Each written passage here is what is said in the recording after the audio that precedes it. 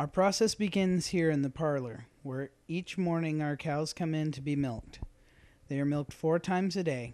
Each cycle takes about 8 minutes per animal, and we can milk up to 16 cows at a time. The milk will then be pumped into the bulk tank, where it'll sit at 38 degrees until ready for further processing. Once we're ready for processing, we'll take the milk and we'll run it through our separator. The separator spins at 8,000 RPMs and separates the cream from the milk. We'll then take the cream and put it into one of the cream cans until we're ready for processing. We'll then put the cream into the pasteurizer. The pasteurizer will heat up the cream to 155 degrees for no less than 30 minutes, where we'll then cool it back down to 38 degrees, where it'll then go back into one of our cream cans, and then off to our cooler to sit for at least 12 hours. Now that the cream has sat for 12 hours, it's time for the churn. The churn has a few paddles inside it, just like your dryer at home.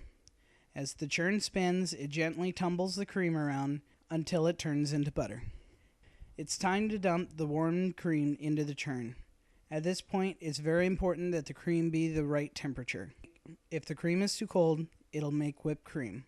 If it's too warm, it will not produce butter properly, and the resulting butter will be too soft and will not let go of all of the buttermilk. Now it's time for the next step, to start the churn. This part of the process takes 45 minutes to an hour. As the churn spins, the cream will steadily expand and thicken into the consistency of pancake batter. As you can see here, it has expanded significantly, but has not thickened up. We will check the butter often during this process. As you can see here, the cream has stopped expanding, but has thickened significantly. At this point in the process, the cream is just a few moments away from becoming butter. If you watch this window here, this is where the magic happens. This is where the cream will finally turn into butter. If you listen carefully, you can hear the thud of the cream as it finally churns itself into butter.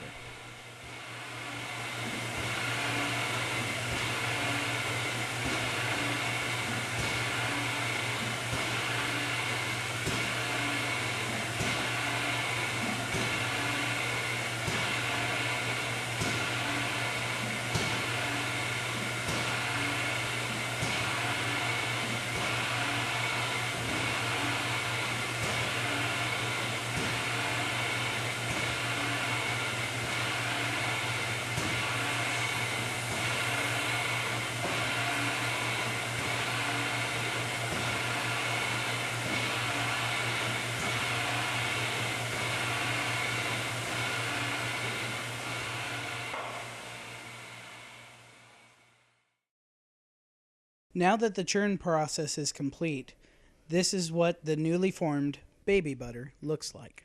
It is roughly the size of popcorn kernels and is not quite ready for packaging. We still need to drain the whey and remove the rest of the remaining whey out of the butter.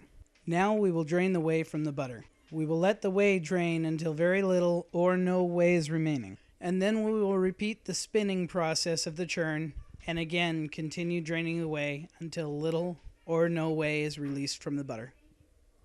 This is what the butter looks like after the whey has been removed. Now all we have to do is add salt, blend it in, and we're ready for packaging.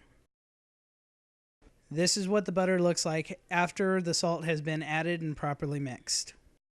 Now we pull the butter out of the churn and fill the containers to the proper level. Now that the container has a proper amount of butter, it will receive a lid and a label. Next, it'll await an order to come in from your local store, where it'll then end up on your table.